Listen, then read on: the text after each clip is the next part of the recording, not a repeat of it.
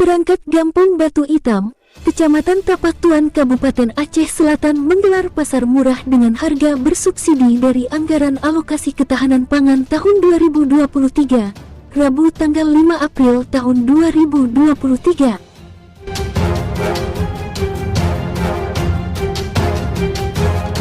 Pasar murah yang berlangsung di kantor Kecik Gampong Batu Hitam tersebut dihadiri oleh Bupati Aceh Selatan Tengku Amran beserta Kepala SKPK dan unsur Muspika Tapak Tuan.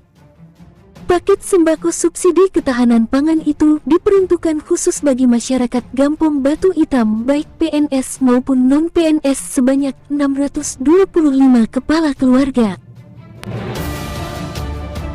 Kecik Gampong Batu Hitam, Irwanis mengatakan, pasar murah bersubsidi yang digelar dalam bulan puasa Ramadan ini sebagai wujud kebersamaan antara pemerintah Gampong dengan masyarakatnya. 120.000.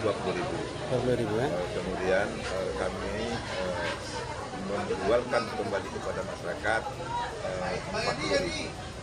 Jadi 80.000 itu adalah subsidi dari pemerintah yang sudah kami sepakati bersama-sama. Apakah nanti yang kedepannya akan dilakukan juga seperti ini lagi?